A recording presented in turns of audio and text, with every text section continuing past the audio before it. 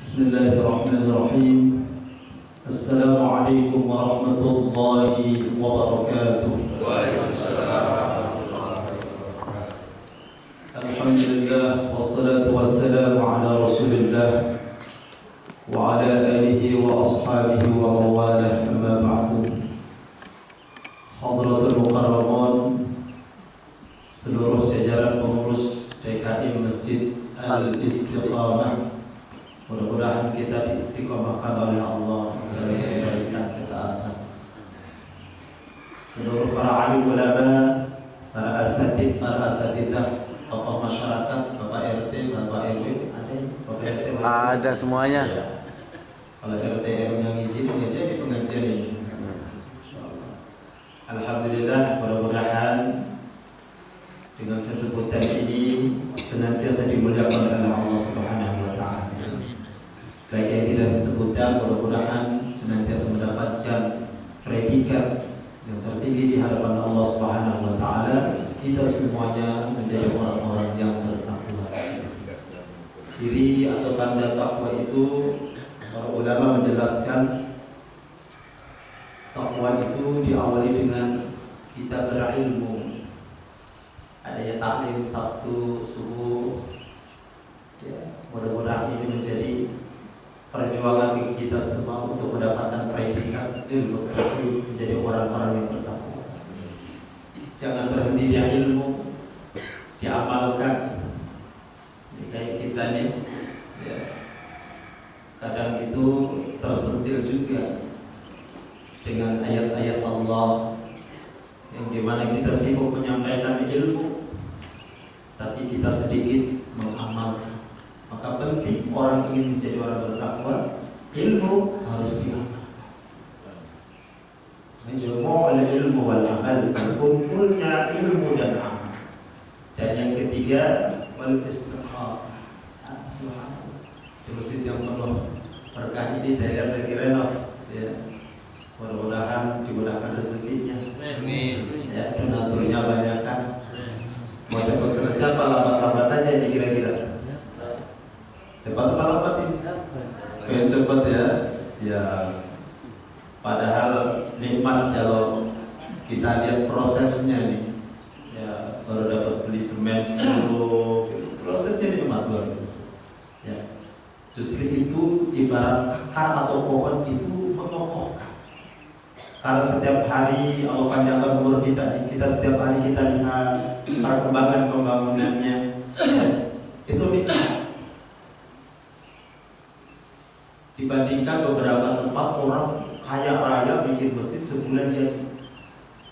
Tapi yang pengalaman saya rasakan, yang saya singgahi, rasanya lain.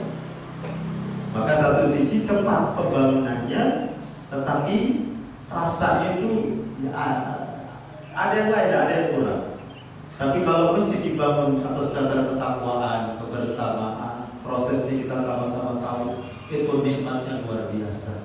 Ya, saya tadi ngobrol, subhanallah di sini diakomodir, mau baca Quran, mau kagak, silakan ya. Yang penting nggak boleh salah nyalakan.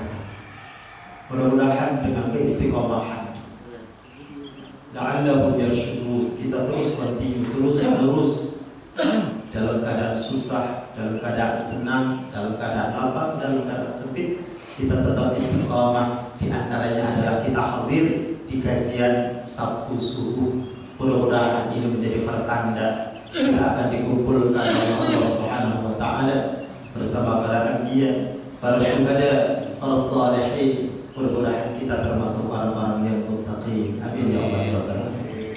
Ilmu, amal, istiqamah, ketiga-tiganya tidak boleh terpisahkan. Kalau ketiga-tiganya ada pada diri kita, maka kita pantas mendapatkan sebuah sematan yang sangat indah di hadapan Allah Subhanahu wa taala, digolongkan menjadi orang-orang yang bertakwa kepada Allah. Baik Bapak Ibu dirahmati Allah, alhamdulillah segala puji bagi Allah yang menganugerahkan kepada kita setiap waktu nikmat Allah begitu banyak, begitu luas. Kadang kita kalau lagi benar, hati kita lagi benar, lagi nyadar, ya Allah, rasanya baru kemarin kita kecil, rasanya baru kemarin kita masih gagah nih.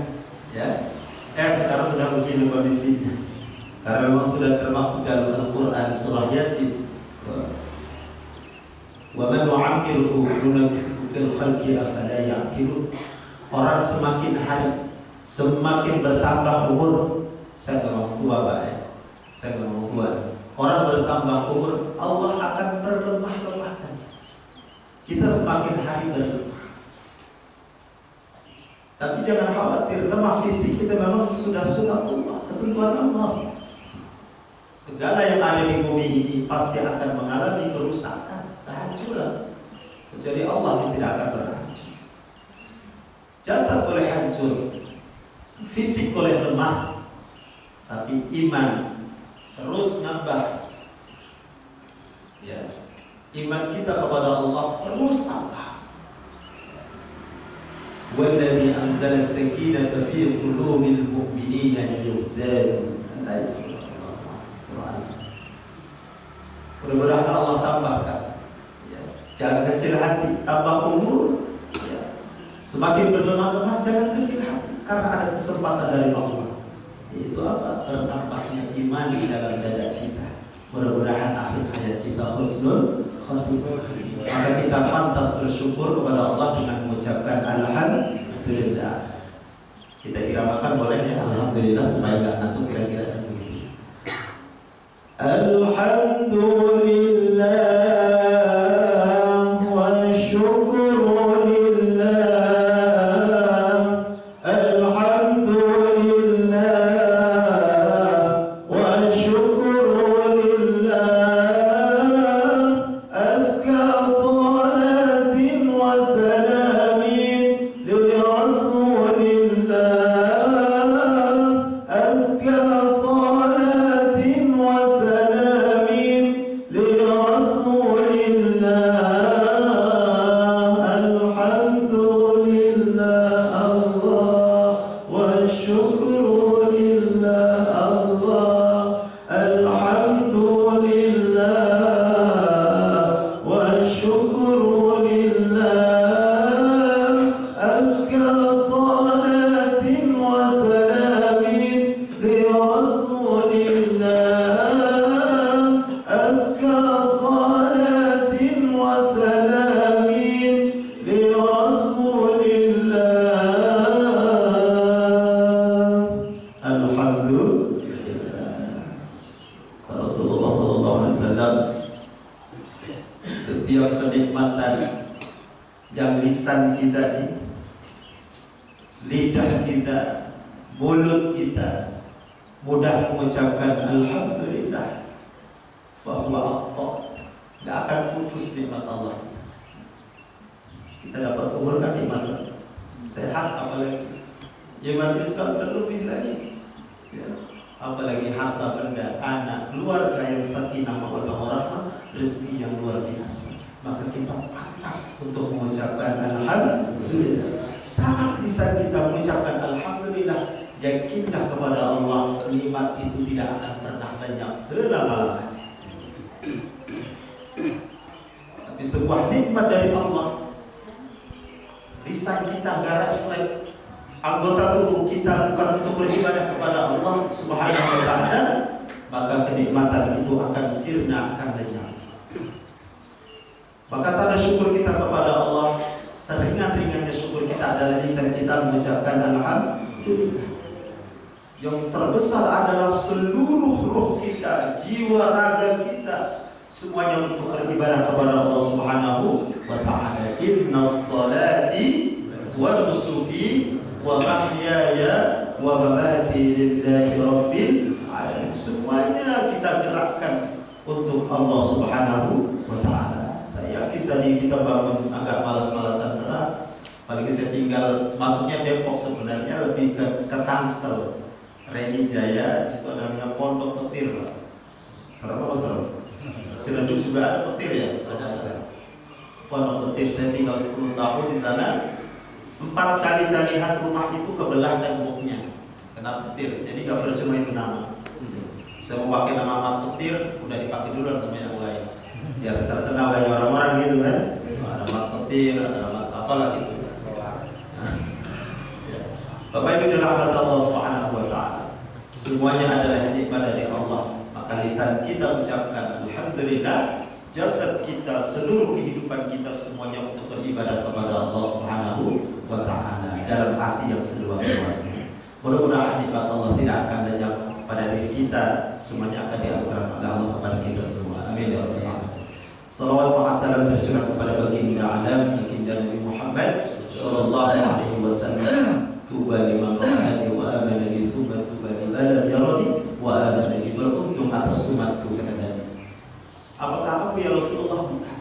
Kata sahabat, apakah termasuk aku? Tidak.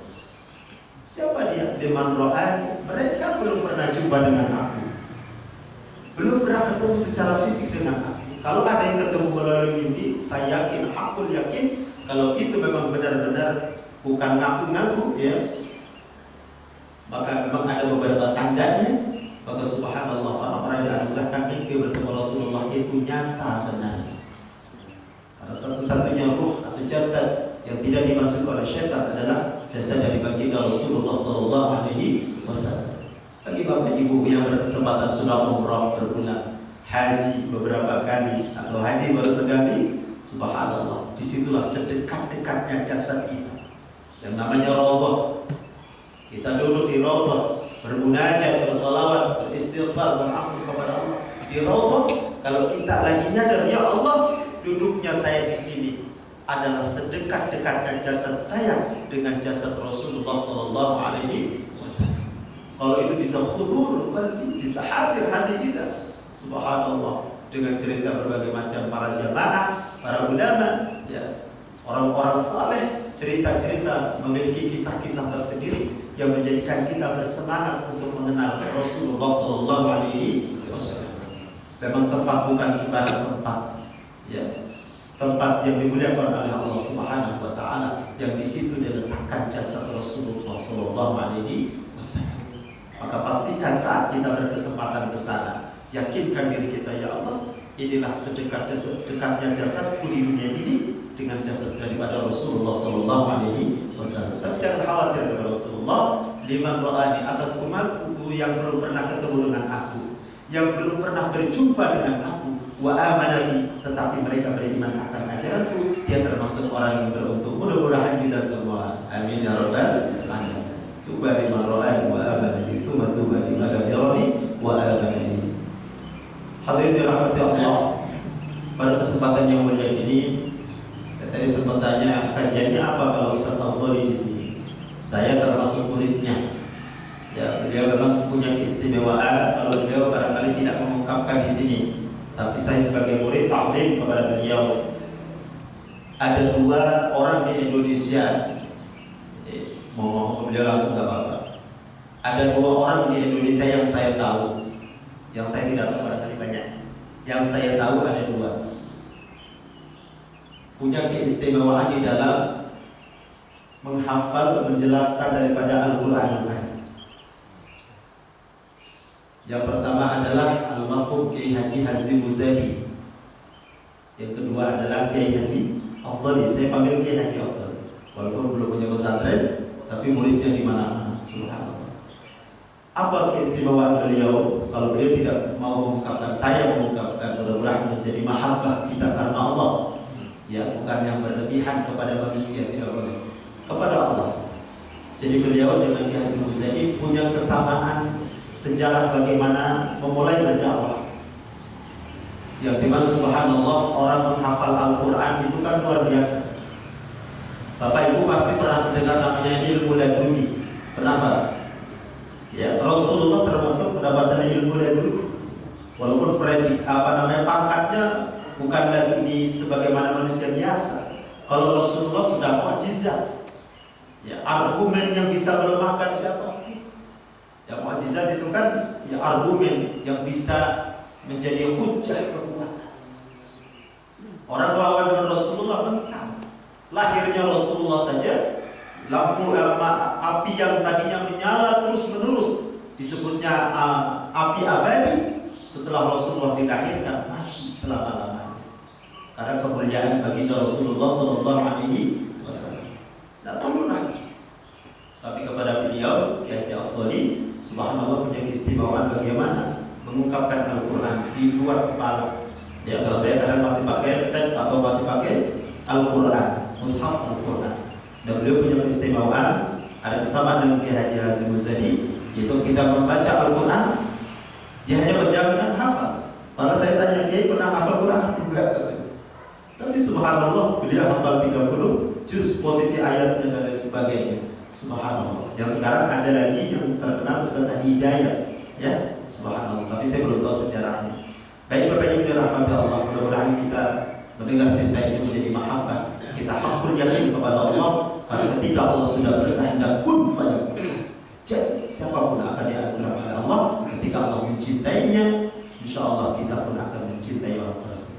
Mudah-mudahan ada manfaatnya. Baik Bapak Ibu dirahmati Allah, di perkenalan ta'lim pada hari ini saya akan mengutip di dalam Al-Quranul Karim surah yang tadi saya baca, surah Asy-Syura juz yang ke-25, yang dimana Allah Subhanahu wa ta'ala berfirman, "Man kana yuridu hartsal akhirati nazid lahu fi harthi, wa man kana yuridu hartsad dunya nu'tihi minha wa ma lahu fil akhirati min nasib."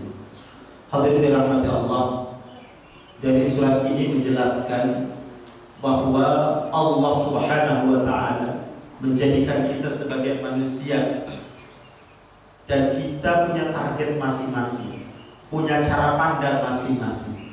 Sendiri-sendiri kita punya pandangan di dalam menyikapi kehidupan kita. Kepala boleh sama, tapi isi kepala berbeda. Inna sa'yakum lasyatta, surah Al-Lail ayat 3. Allah ciptakan kita itu karakternya berbeda-beda. Ini fitrah manusia, ini ciptaan Allah, keberagaman ini selalu ada di mana saja. Jadi kalau Bapak Ibu tinggal di satu wilayah, kok ada orang yang berbeda dengan kita anggap biasa saja. Perbedaan ini kita anggap biasa saja. Kecuali perbedaan itu ada unsur pemaksaan, ada unsur penzaliman, apalagi ada unsur menghakimi. Ya, yang senang wiridan pikiran disalah-salahin padahal punya argumen juga. Yang gak suka zikir barangkali diledekin sama yang senang zikir. Sholat kok diam-diam baik, gitu kan? Habis sholat kok diam-diam saja. Nah kayak begini kalau niatnya meremehkan, apalagi menghinakan saudara kita, nggak boleh. Karena memang bagaimana kita dekat kepada Allah, takarrub kepada Allah itu berbagai macam. Disebutnya dengan al-wasilah. Bagaimana kita mendekatkan kepada Allah itu caranya berbagai macam. Yang terpenting bagi kita saat kita mengamalkan amalia itu ada dasar dan ada ketentuan-ketentuan. Makanya perbedaan para imam, ya. Ada Imam Syafi'i, Imam Hambali, Imam Hanafi, Imam Maliki. Perbedaan itu memang sudah terjadi. Tetapi tetap dalam satu naungan. Ketika kita menyikapi perbedaan, kok kita sampai mengkafirkan, sampai membid'ahkan, sampai apa lagi? Nggak mau berjamaah. Saya mau berjamaah tuh cirinya pakai sorban. Masya Allah. Kalau kayak begitu terjadi, na'udzubillah. Ini boleh diingatkan dengan apa? Wa tawassaw bil haq. Kita sampaikan kebenaran, wa tawassaw bil marhamah. Kita sampaikan dengan kasih sayang. Ini nyampein kebenaran tapi nggak pakai kasih sayang. Nah ini yang ngeri. Makanya seluruh manusia itu punya cara pandang, ada perbedaan-perbedaan.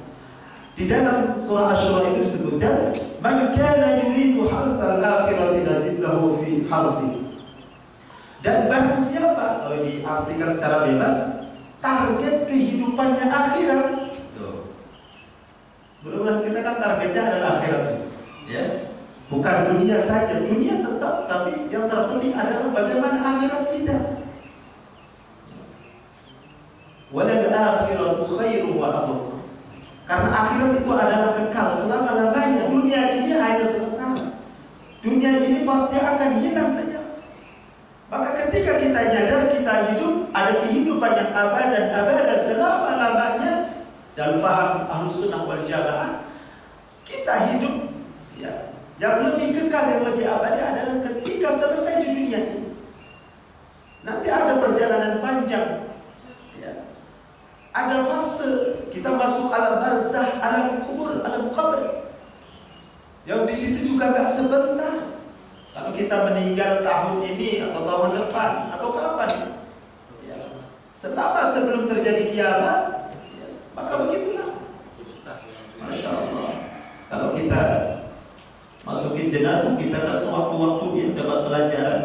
Kata Rasulullah, kafatil mauti wa'adun, cukuplah kematian saudara kita menjadi nasihat. Tapi nyampe ke apa kita? Kalau nggak nyampe berarti ada kekerasan di dalam hati kita, keras hati kita. Nasihat yang diam yaitu kematian.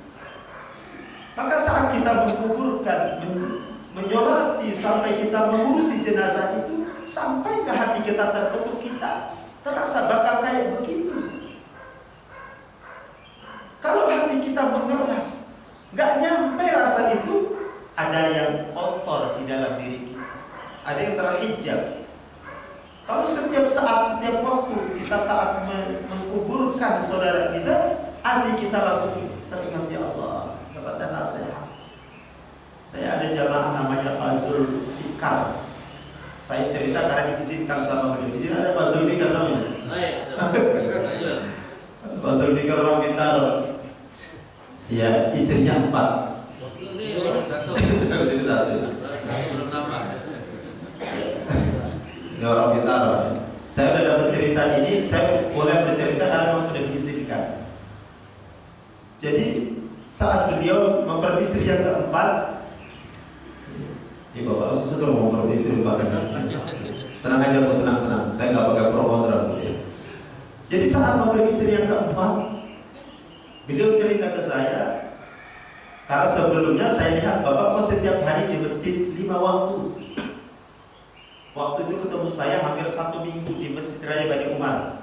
Setiap saya imam, orang itu nungguin saya.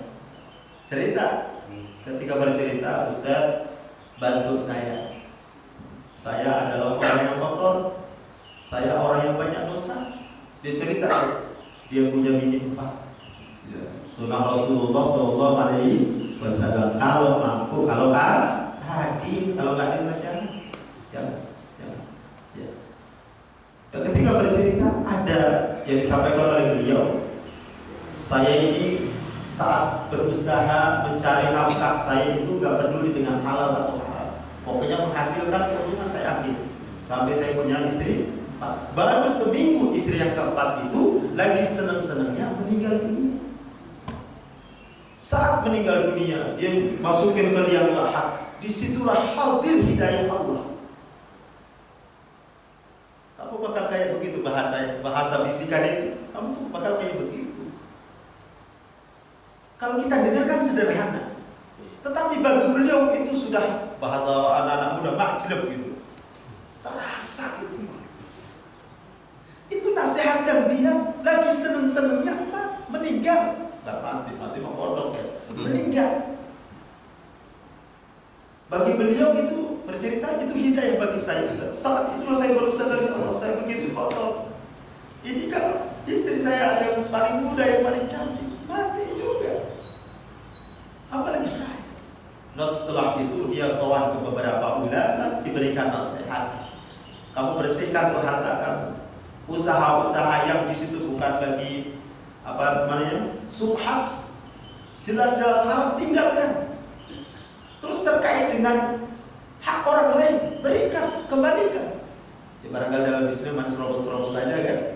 Kembalikan. Kalau orang yang masih hidup, cari. Mau kembalikan, hakul adam kembalikan. Itu cara bagaimana kita bertobat kepada Allah Subhanahu wa Ta'ala. Kalau di situ ada hak orang lain, kembalikan sebagaimana haknya dan minta ridho, minta ampun, minta maaf. Dikembalikan. Sampai dia terus habis Ustaz harta benda saya. Kecuali yang saya yakini itu halal. Bisnis itu ditinggalkan ya, karena bisnisnya dia nggak jelaskan kayak apa, tapi yang pasti kotor. Tapi masalah uang sampai bayangkan istrinya sampai nambah terus karena memang apa? Dia banyak uang. Nah, dengan seperti itu dia kembalikan. Ada yang dia yakini harta yang halal. Dibelikan 4 warung kelontong. Dia usaha begitu. Kerjasamanya modelnya adalah bagi hasil. Bagi hasil. Jadi barangkali 60-40 gitu kan. 60 buat pengelola, 40 dia niatkan yang ketiga itu untuk istri ya dan anak-anaknya. Setiap satu orang potong untuk semuanya. Tinggal satu itu untuk apa? Dakwah. Karena istri yang keempat kan belum sempat punya anak, belum punya keturunan, meninggal. Ada yang satu itu diyakini diputar terus sampai berkembang dan dia niatkan ya Allah 40% dari hasil jualan warung kelontong itu saya akan membersihkan diri saya akan berkeliling masjid sampai 500 masjid. Dia nggak kerja apa-apa lagi sekarang, cuma mengandalkan dari warung kelontong. Dia keliling setiap hari keliling masjid untuk bayar apa? Bagi dia sebagai kafar saya, sebagai penebus kesalahan dosa saya. Subhanallah. 5 tahun kemudian Pak datang lagi pada rumah. Dia punya cerita apa? Ustaz, ini saya bawa semua istri saya tiga-tiganya. Ada 2 mobil sama anak-anak. Ustaz masih ingat saya? Iya Pak. Gimana Pak? Apa yang dijanjikan oleh Allah Subhanahu wa Ta'ala benar. Ketika dulu harta saya banyak, saya gelisah terus, resah terus, gak tenang kehidupan saya. Tapi setelah saya melakukan ini, dengan apa? Saya lebih mengedepankan akhirat. Tapi cerita ini cocok untuk Bapak tadi, tidak cocok barangkali untuk kita semua. Tapi poinnya adalah saat dia mengikrarkan diri, dimulai dari dia bertobat kepada Allah, terus apa? Dia akan perbanyak untuk akhiratnya.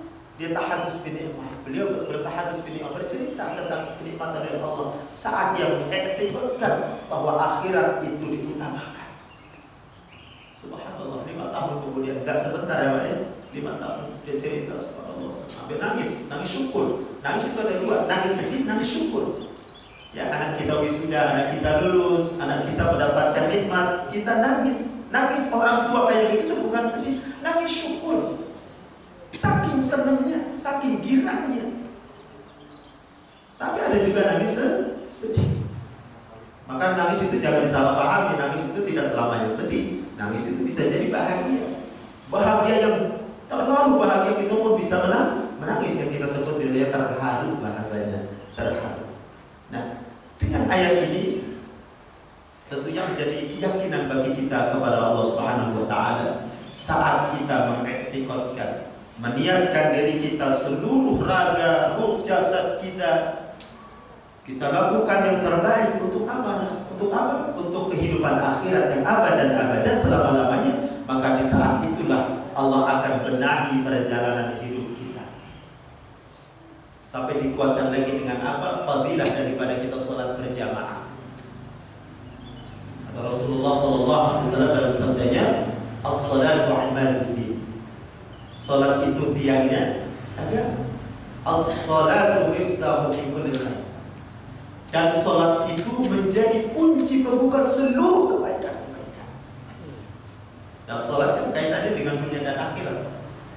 Dunia kita bisa bersilaturahim karena kita berjamaah. Ya. Akhiratnya Allah akan mudahkan segala urusan-urusannya.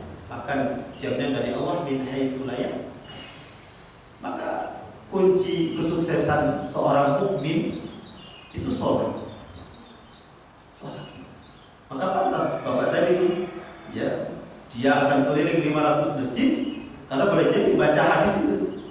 As-salatu miftahu min kulli khair. Karena salat itu pembuka seluruh kebaikan-kebaikan. Karena salat adalah kecintaan daripada Rasulullah. Rasulullah kalau kepengen hiburan itu sholat. Hiburannya Rasulullah adalah sholat. Barangkali di Indonesia kita jarang mendapatkan nikmat sholatnya. Kalau mendapatkan nikmat subhanallah, alhamdulillah, nikmat luar biasa. Kita diimami oleh orang-orang tertentu ya. Kita rasanya baca ayat sehalaman, 2 halaman kayaknya sebentar amat ya. Karena nikmat. Enak sama nikmat itu pastinya tinggian nikmat. Kalau enak ya sekedar tapi kalau nikmat pasti nambah. Ya Pak ya. Kalau nikmat itu pasti nambah. Makanya kita harap kepada Allah Subhanahu wa Ta'ala, ibadah kita penuh dengan kenikmatan. Kalau nikmat kita pengen pulang lagi, pengen terus lagi, maka minta kepada kita bisa merasakan nikmatnya sholat. Dengan nikmatnya sholat, selain daripada sholat itu sendiri, sholat juga akan membuka seluruh kebaikan-kebaikan seluruh alam raya ini, insya Allah. Hadirin dirahmati Allah. Maka pastikan di momentum hari ini, yang sudah berniat beberapa tahun yang lalu, yang sekarang baru dengar, pastikan akhirat adalah target kehidupan. Man kana yuridu harsal akhirati nazid lahu fi harth. Saat kita meniatkan untuk kehidupan akhirat, yazid lahu fi harthi, maka Allah akan tambahkan. Apa tambahkan? Kenikmatannya. Sampai di dalam tafsir itu disebutkan tambahan yang dimaksudnya adalah surga jannatun na'im, surga yang penuh kenikmatan. Bonus di dunianya, kemudahan-kemudahannya banyak. Kita kadang ingat kakek buyut kita, orang-orang tua kita dulu, hidupnya tenang, ya. Karena kita perhatikan, ya Allah, karena memang menjaga sholat. Sholatnya betul-betul dijaga, maka pantas kehidupannya ya kayak air ngalir. Kalau orang-orang sekarang apa? Mudah stres, mudah bingung, naudzubillah, sampai dia bunuh diri karena apa? Kosong. Belum lama kan saya ke Singapura, ya, jalan-jalan aja sih Pak. Undangan cuma 1 hari, sampai di sana kita sampai 5 hari. Jadi banyakkan jalan-jalannya Pak. Ya, aku mau di Singapura, saya jalan keliling. Yang saya terenyuh itu orang-orang sepuh di sana, orang-orang tua di sana itu jadi pekerja kasar. Anak-anak mudanya aktivitasnya luar biasa. Pas kita perhatikan, kita ngobrol, memang ada kesalahan cara pandang dalam kehidupan dunia ini. Saat sudah tua, sudah tidak diberdayakan lagi. Nah disitulah kita nikmatnya jadi umat Islam. Apa? Kita dimuliakan oleh Allah Subhanahu wa Ta'ala. Bagaimana seorang anak harus menghormati ayah ibu, menghormati kakek nenek. Tapi kalau di sana ada sebagian kecil yang minoritas di sana, muslimnya minoritas. Karena saya lihat masjidnya pun bisa dihitung. Sampai saya ziarah, saya tanya di sini siapa ulama paling top di sini. Ternyata di sana ada seorang ulama yang memang ulama ini adalah termasuk, kalau ibarat alas, buka alas, babat alas. Saya masuk ke makamnya, tinggi luar biasa. Yang lebih terenyuh hati ini, itu makam sampingnya itu, kalau di sana nggak ada jalan tol ya, tapi kalau di sini kan jalan tol, jadi ada jembatan layang. Jadi kelintasan. Sempat dulu punya cerita mau dipindahin, nggak ada yang bisa, nggak ada yang berani. Hadirin dirahmati Allah Subhanahu wa Ta'ala. Kembali lagi, bagaimana penghargaan ya kepada orang-orang yang sudah lanjut usia di Indonesia. Subhanallah, kalau kita mau mencermati dan kita mau mengikuti ajaran agama, bagaimana memuliakan kedua orang tua, Islam adalah yang terbaik. Maju boleh maju, modern boleh modern, tapi ada yang kelewat bagaimana memperlakukan orang yang lebih tua. Maka subhanallah, ajaran Islam adalah ajaran yang benar, ajaran yang hak. Maka pastikan pada diri kita, target kehidupan kita adalah akhirat. Nah, saat kita menargetkan hidup adalah akhirat, maka Allah akan tambahkan ya kenikmatan. Dilanjutkan di ayat itu, man kana yuridu harthad dunya nu'tihi minha wa ma lahu fil akhirati min nasib.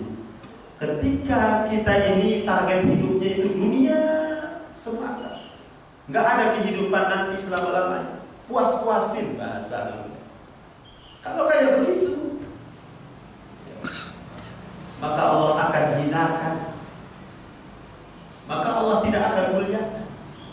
Yang diberikan di dunia itu saja. Maka kalau kita pernah mendengar ulama yang menjelaskan, Ustaz, itu penemu lampu. Lampu kan banyak manfaatnya, ya Pak ya. Namanya siapa Pak penemu lampu? Bukan pemulung ya. Siapa namanya? Thomas Edison. Ya bukan pemulung ya. Anak-anak kita tanya, siapa penemu lampu? Pemulung Pak Ustaz. Gitu Pak. Mau Mutin ini ya. Kalau dilihat dari sisi akidah kita, dia hanya mendapatkan dunia saja. Tapi manakala dia orang beriman kepada Allah, menemukan sesuatu yang bisa dimanfaatkan untuk manusia yang banyak, ketika catatan dia orang beriman kepada Allah Subhanahu wa taala, dia akan mengalir kebaikan-kebaikan itu. Sebagaimana kita pernah nanamin ini, barangkali mewakafkan karpet, mewakafkan apalagi. Ini ya masjid ini, walaupun kita sudah hancur berkalang tanah, dalam akidah kita pahala ini akan terus sampai, kebaikan ini akan terus sampai.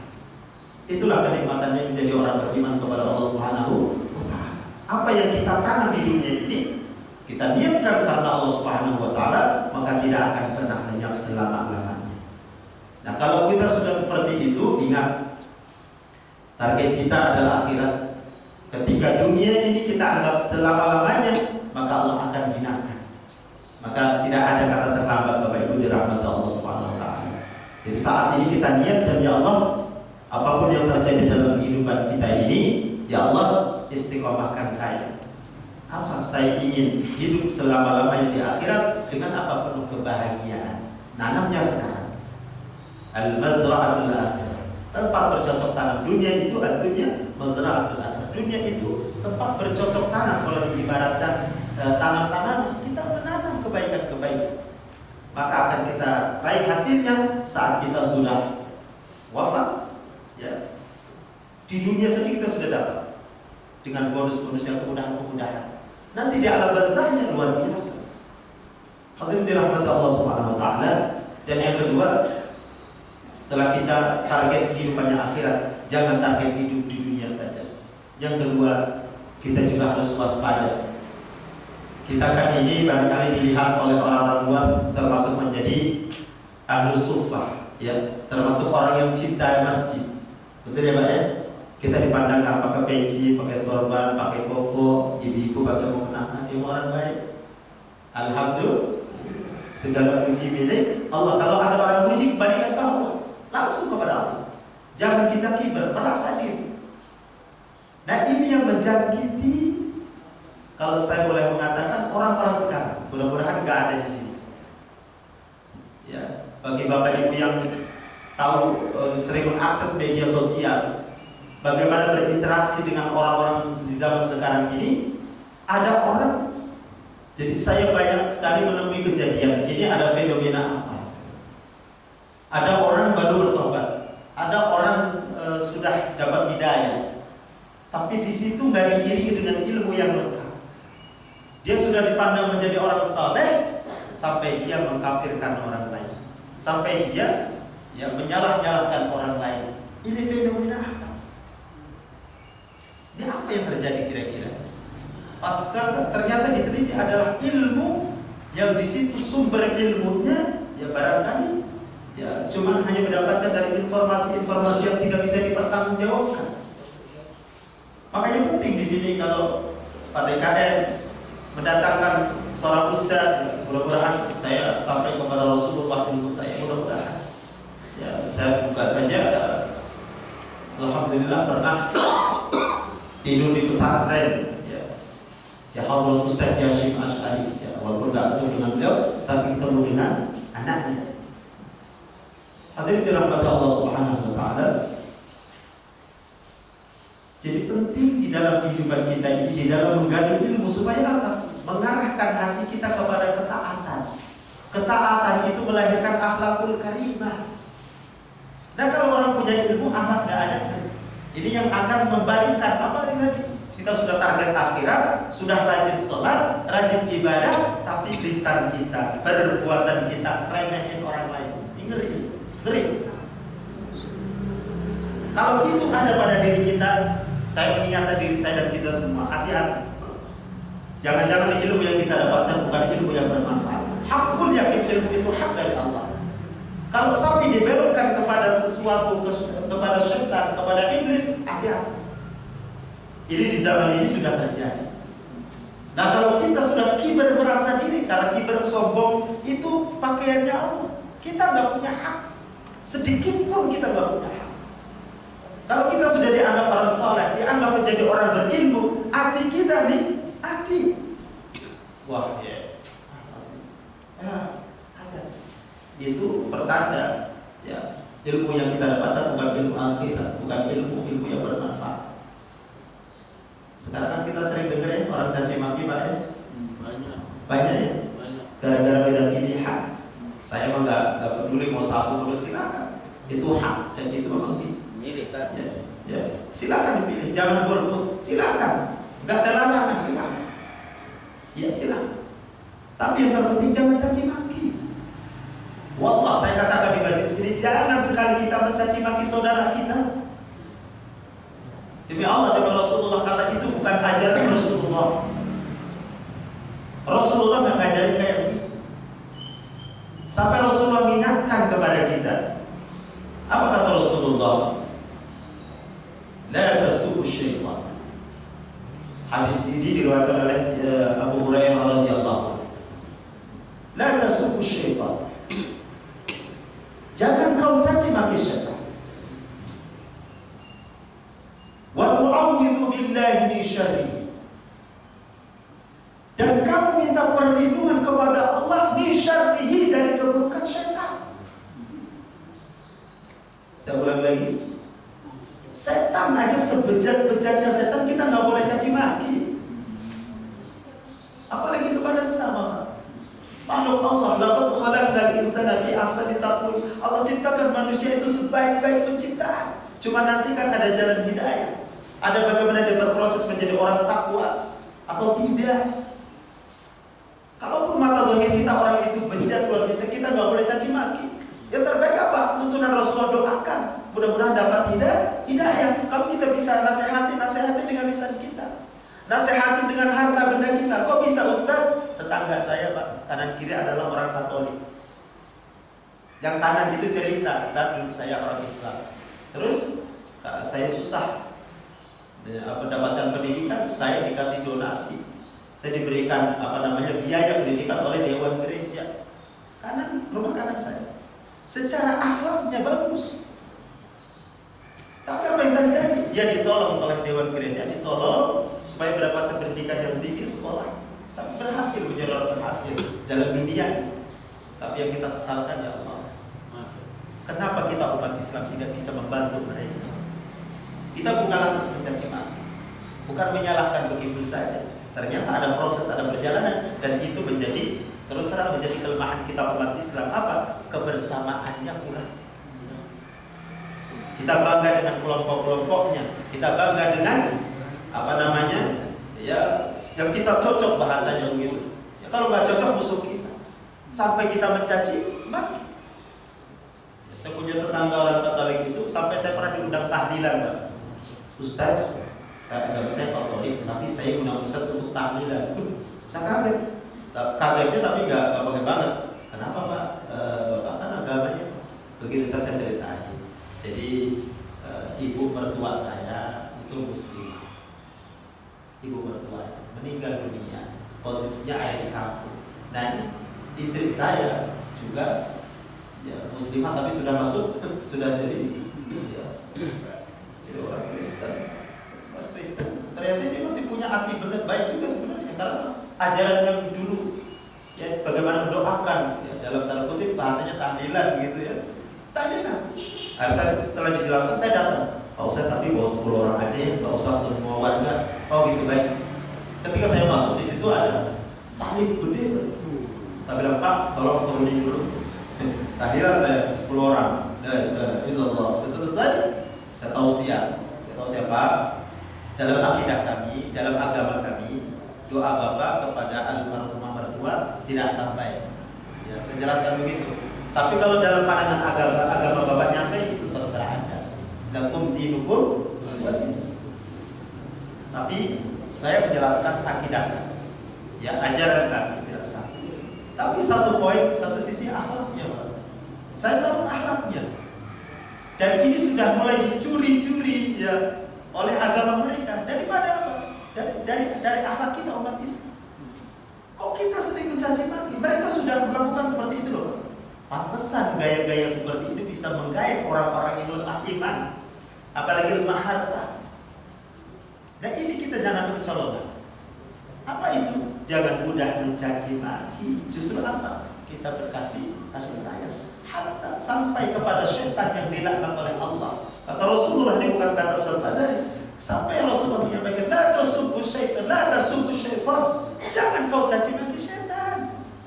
Semarah apapun kita nggak boleh caci maki Bapak Ibu. Itu ajaran Rasulullah. Saya nggak tahu kalau Bapak Ibu ikut ajaran siapa. Kalau itu terjadi, perlu dikoreksi lagi keislaman kita. Kita ikut siapa? Apakah ikut syaitan? Setan saja nggak boleh dicaci maki. Tapi apa yang perlu kita lakukan? Kata Rasulullah, wa tu'awwidhu, dan kita meminta pertolongan, perlindungan min syarrihi, dari keburukan syaitan. Maka kita disunahkan mengucapkan ta'awudz, a'udzu billahi minasyaitonir rajim. Nah itu. Jadi itu yang tepat. Jadi seorang muslim itu ketika marah-marahnya yang tepat. Kita kesel gitu. Kemudian kita ucapkan a'udzu billahi minasyaitonir rajim. Aku berlindung kepada Allah dari godaan syaitan yang terkutuk. Itu sikap yang tepat bagi seorang mukminin wal mukminah. Jadi bukan dengan mencaci maki. Ada apa Ustaz dengan mencaci maki? Kalau kita mudah mencaci maki saudara kita, kita ngeri. Nanti dikategorikan oleh Rasulullah sebagai al-muflis. Apa al-muflis? Orang yang tekor. Muflis, pakai fa. Bukan muflis. Muflis. Waduh, ini belum sarapan kayaknya. Belum sarapan. Muflis, bukan muflis. Muflis ifa, infa lamsin. Fa. Ya. Harus mukhlis. Enggak boleh muflis. Ya. Fa, muf, ya. Siapa orang yang muflis? Adalah orang yang merugi. Dia beribadah, beramal soleh, tapi saat ditimbang dia takut. Kenapa? Dia pernah mencaci maki, menghina, memfitnah, merendahkan saudara.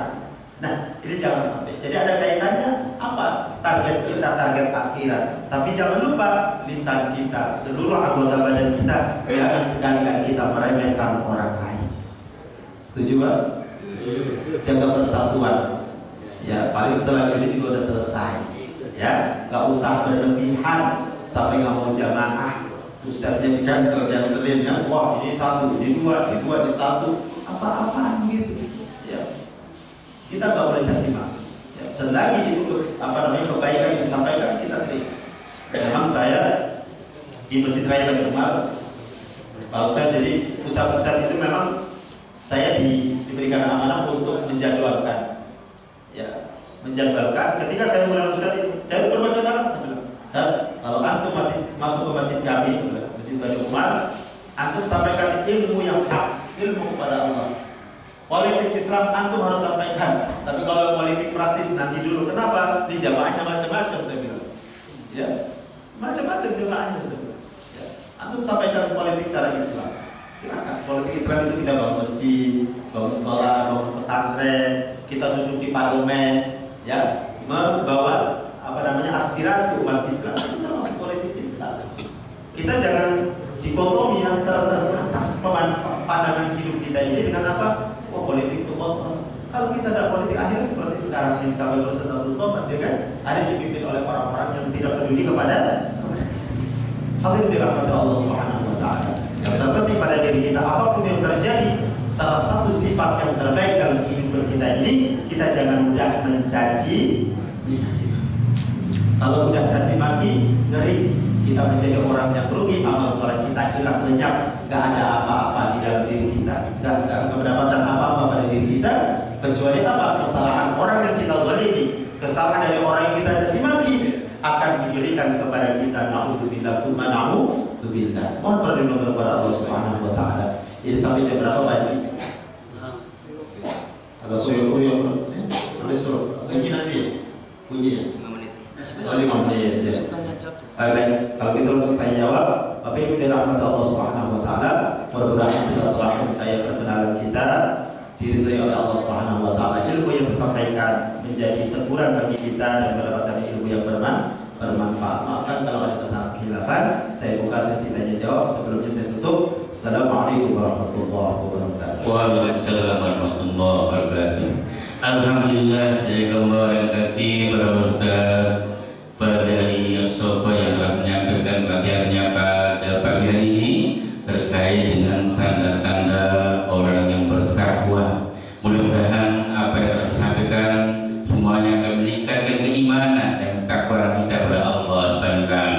kita langsung saja pada sesi tanya jawab, silakan.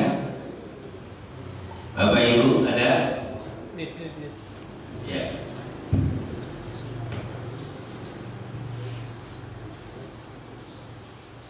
Assalamualaikum Pak Ustaz. Pak Ustaz ini menjelaskan bahwa Allah itu menciptakan kita berbeda-beda. Jadi yang berbeda-beda itu yang membuat kita jadi bermusuhan. Untuk tahu kita berbeda-beda itu kan kita kan perlu ilmu, Pak. Perlu ilmu kebenaran. Nah, ilmu kebenaran itu kan ada di Islam dan di pengetahuan-pengetahuan yang lain, supaya kita bisa menentukan persoalan yang tepat. Yang saya tanyakan Pak Ustaz, apakah benar kita perlu ilmu Islam itu kita perdalam secara baik dan benar menurut tuntunan Rasul yang benar pula, bukan sampai salah dalam memahaminya. Saya Pak Ustaz, terima kasih. Assalamualaikum. Sekali lagi, Ibu, saya Subhanallah, pertanyaannya bagus ya. Saya jadi teringat ini barangkali sebelum dijawab, antara perbedaan pendapatnya ini kisah ya, dan ini sudah mau tanggal perbedaan pendapat sampai terjadi berbeda argumen, saling adu argumen antara Imam Syafi'i dan Imam Malik. Apa yang dilakukan Imam Syafi'i dan Imam Malik, bahwa ada satu pembahasan tentang rezeki. Kata Imam Malik, rezeki itu sudah dijamin oleh Allah, sudah dijamin oleh Allah dan benar. Kata Imam Syafi'i, ya betul dijamin, tapi harus dicari.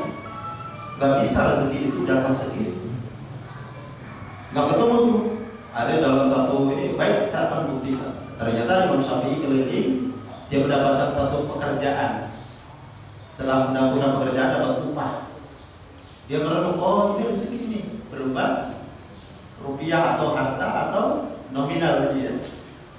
Wah, langsung ingat, saya akan mengalahkan, mematahkan argumen daripada guru saya Imam Malik. Datang. Namun sebelum datang beliau apa bawa tentengan. Ya, kalau orang Betawi itu bawa apa? Ya sampai kelana. Oleh-oleh gitu kan. Hasil dari itu ya diberikan oleh-oleh. Assalamualaikum. Ya Imam Malik, argumen Anda bahwa ternyata tidak benar. Kenapa tidak benar? Buktinya rezeki itu harus dicari. Dibuktikan apa? Saya keliling, saya dapat pekerjaan, saya dapat uang. Buktinya diberikan kepada Imam Malik, Syafi'i. Ini buktinya juga. Kenapa? Saya nggak kemana-mana, ini datang rezeki.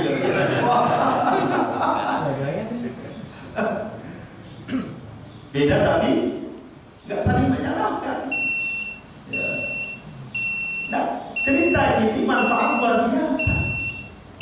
Jadi kalau kita menemukan perbedaan, kita husnudzon dulu. Boleh jadi ilmu kita nggak nyampe. Dia yang sedang Gus Dur atau tidak, dia almarhum Gus Dur ya. Ilmu kita nggak nyampe. Ya. Tapi kalau kita coba ziarah, nggak berhenti itu. Dan rasanya nggak mungkin orang ini buruk, jelek waktu hidupnya. Ya sampai sekarang nggak berhenti itu orang ziarah. Ya husnudzon kita. Walaupun saat itu kita berbeda pendapat, berbeda pemikiran. Tapi yang terpenting saat ada perbedaan, inna sa'yakum lasyatta. Memang karakter yang diciptakan oleh Allah kepada kita semua itu berbeda-beda. Kalau sama berarti Allah nggak kreatif. Justru perbedaan itu menandakan Allah itu kreatif, super kreatif, sangat kreatif. Kenapa wajah kita ada kesamaan ya, tapi ternyata dalam bentuk lain ada perbedaan. Nah kalau sama susah Pak. Kita punya istri, belum istri saya mana nih? Bingung gitu. Jadi tidak ada akal sebenarnya. Kenapa Allah Maha Besar, Allah Maha Tahu segala-galanya. Jadi yang pertama kalau ada perbedaan pada diri kita, husnudzon dulu. Yang kedua menjadi kesempatan bagi kita untuk mencari ilmunya. Sebagaimana perbedaan pendapat Imam Malik dan Imam Syafi'i, ternyata sudah ketemu ilmunya tuh. Saya kemana-mana datang gitu makanan rezeki. Subhanallah. Setelah itu Ya, cara berpikir perbedaan pendapat itu memang selalu ada. Yang terpenting jangan putus silaturahim. Ya, itu saja barangkali. Ada lagi? Oh, sudah punya ya? Ya, alhamdulillah kita ucapkan terima kasih sekali lagi untuk Ustaz kita. Semoga Allah menambah kebaikan untuk beliau dan untuk kita semua. Dan untuk besok pagi, insya Allah bareng Ustaz Amar Hasan, mudah-mudahan kita semua diberikan kesehatan dan kesempatan untuk bisa mengikuti acara tersebut. Dan banyak hadir kita pada pagi hari ini, sama-sama kita tutup dengan hamdalah dan doa kafaratul majlis. Alhamdulillahirabbil alamin. Subhanakallahumma wa bihamdika asyhadu an la ilaha illa anta astaghfiruka wa atubu ilaik. Wa billahi taufiq wal hidayah. Assalamualaikum warahmatullahi wabarakatuh.